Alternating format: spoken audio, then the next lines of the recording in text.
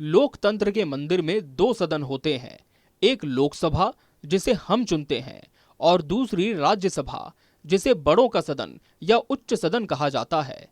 लोकसभा तो हर 5 साल में भंग हो जाती है, लेकिन राज्यसभा एक स्थायी सदन है जो कभी भंग नहीं होता। यहाँ एक सांसद का कार्यकाल 6 साल का होता है और हर 2 साल में एक एक तिहाई सदस्य रिटायर होते हैं। छत्तीसगढ़ की राजनीति के लिए 9 मार्च 2026 का दिन ऐतिहासिक रहा, जब भाजपा की लक्ष्मी वर्मा और कांग्रेस की फूलोदेवी नेताम निर्विरोध राज्यसभा के लिए निर्वाचित हुई। फोर्थ आई न्यूज की इस स्पेशल रिपोर्ट में हम आपको बताएंगे कि आखिर राज्यसभा होती क्या है, किस तरह से इसके सदस्यों का चुनाव होता है और इसमें चुने जाने वाले सदस्यों को किस तरह का मानदेय अर्जित होता है। राज्यसभा सांसद को हम और आप सीधे वोट नहीं देते, बल्कि हमारे द्वारा चुने गए विधायक एमएलएज इनका चुनाव करते हैं। इसे एकल हस्तांतरीय मत प्रणाली कहते हैं। छत्तीसगढ़ में इस बार 2 सीटों के लिए चुनाव था।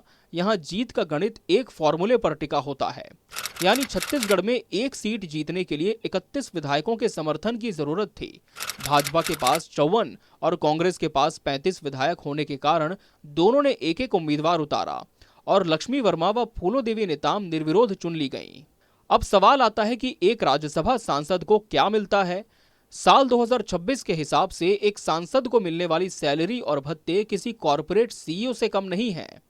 मूल वेतन यानी बेसिक सैलरी 1,24,000 रुपए प्रति माह, निर्वाचन क्षेत्र भत्ता यानी कॉन्स्टिट्यूएंसी अलाउंस 87,000 रुपए प्रति माह, कार्यालय खर्च ऑफिस एक्सपेंस 75,000 रुपए प्रति माह, दैनिक भत्ता डेली अलाउंस 2500 रुपए संसद सत्र के दौरान प्रतिदिन। कुल मासिक पैकेज लगभग 2,86,000 भत्तों सहित। सिर्फ पैसा ही नहीं, सुविधाएं भी शाही हैं। सांसदों को दिल्ली के पॉश इलाके लुटियंस दिल्ली में मुफ्त फ्लैट या बंगला मिलता है। उन्हें साल में 34 मुफ्त हवाई यात्राएं और रेल में अनलिमिटेड फर्स्ट क्लास एसी का सफर मिलता है।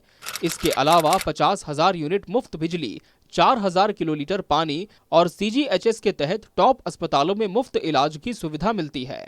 अब राज्यसभा में लक्ष्मी वर्मा जहां ओबीसी कुर्मी समाज का प्रतिनिधित्व करेंगी, वहीं फूलोदेवी नेताम बस्तर की आदिवासी आवाज को दोबारा मजबूती देंगी। ये दोनों अब छत्तीसगढ़ के कोटे की 5 सीटों में से 2 पर काबिज होंगी। इनका काम सिर्फ राज्य के मुद्दे उठाना नहीं, बल्कि राष्ट्रीय कानूनों के निर्माण में अपनी राय देना भी होगा। लक्ष्मी वर्मा का अनुभव और फूलोदेवी का जुझारूपन आने वाले 6 सालों तक दिल्ली में छत्तीसगढ़ की धाक जमाए रखेगा। ऐसी ही और जानकारियों के लिए आप हमारे चैनल फोर्थ आई न्यूज को सब्सक्राइब करना बिल्कुल ना भूलें। बेल आइकन जरूर दबाएं। नमस्कार।